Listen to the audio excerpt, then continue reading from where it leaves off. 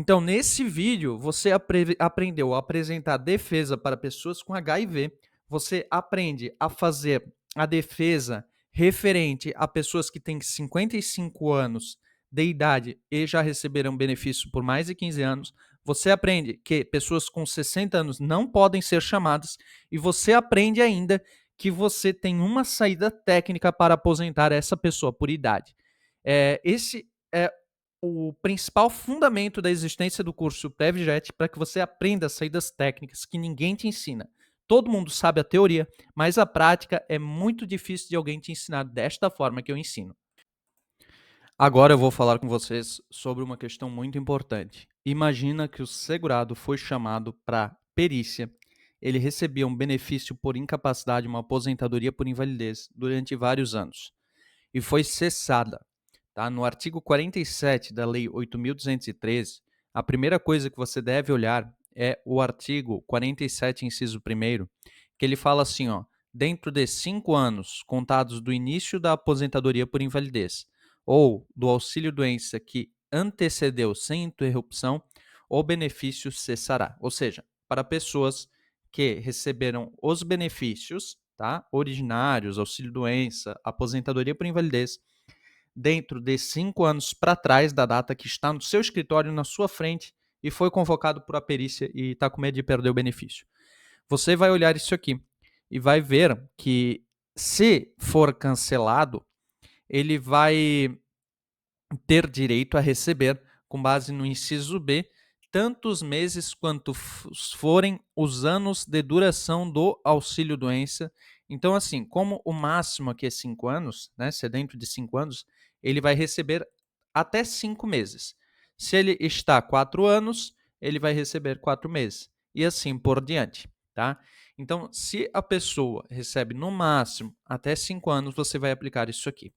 E se ele retornou, tá, para a função que ele desempenhava quando ele se aposentou, ele simplesmente pegou e foi trabalhar, anotar a carteira dele. Vai cancelar de imediato, tá? Então, foi na perícia, vai cessar no prazo de meses, igual aos anos que ele recebeu, se ele tiver dentro desse prazo de 5 anos. Agora nós vamos para o que interessa. Após essas ideias de cessação, chamada para novas perícias, tudo isso começou aí com a reforma, basicamente, um pouquinho antes, né, com os chamados pentes finos. Então, temos o inciso 2, tá, que ele coloca uma possibilidade de recebimento de valores. Quando a pessoa tiver uma recuperação parcial ou ocorrer após 5 anos, tá? Então, quando o segurado for declarado apto também para um serviço diverso do que ele fazia, por meio de uma reabilitação profissional, algo neste sentido, ele consegue desempenhar outra função, porque a aposentadoria por invalidez é para toda e qualquer função, tá? Ele vai ter, então, a aposentadoria mantida por 6 meses no valor integral, depois redução de 50% e depois redução de 75%. Prazo que ele cessará definitivamente. Outro detalhe, se o seu cliente for aposentado por invalidez e tiver HIV, o artigo 43, parágrafo 5º, diz que a pessoa com HIV é dispensada da avaliação referida no parágrafo 4º. E o parágrafo 4º diz: o segurado aposentado por invalidez poderá ser convocado a qualquer momento para avaliação das condições que ensejaram o afastamento ou a aposentadoria concedida judicial ou administrativamente. Então, como defesa, você pode alegar que ele não poderia ter sido chamado. Outra questão importante, o artigo 101. Você vai lá para o parágrafo 1º, tá? O aposentado por invalidez e o pensionista inválido que não tenham retornado à atividade estarão isentos do exame de que trata o caput deste artigo após completarem 55 anos ou mais de idade e quando decorridos 15 anos da data da concessão da aposentadoria por invalidez ou do auxílio-doença que o precedeu. Ou seja, se a pessoa foi chamada, tinha 55 anos e recebeu o benefício por 15 anos, você já pode dizer que ele não poderia ter sido chamado, tá?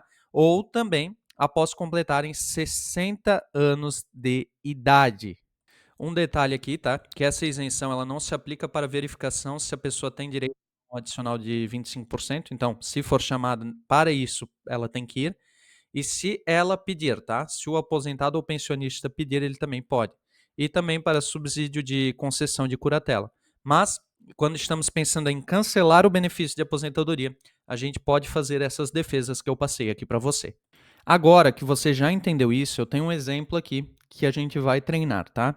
O que aconteceu? A pessoa trabalhou em abril, tá, de 2005 e saiu porque não conseguiu mais trabalhar, tinha problemas. E ela começou a fazer acompanhamento e daí o médico pegou e deu um atestado para ela em julho. E daí ela veio e recebeu o auxílio doença. Ela recebeu até março, depois em abril ela não recebeu, em maio ela voltou a receber. Então vemos que tem um buraco aqui em abril, tá?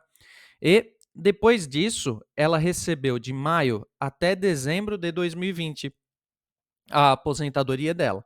Essa aposentadoria aqui já conta com 1 ano e meio de mensalidade de recuperação, tá? Então aqui ela recebeu 1 ano e meio, tá?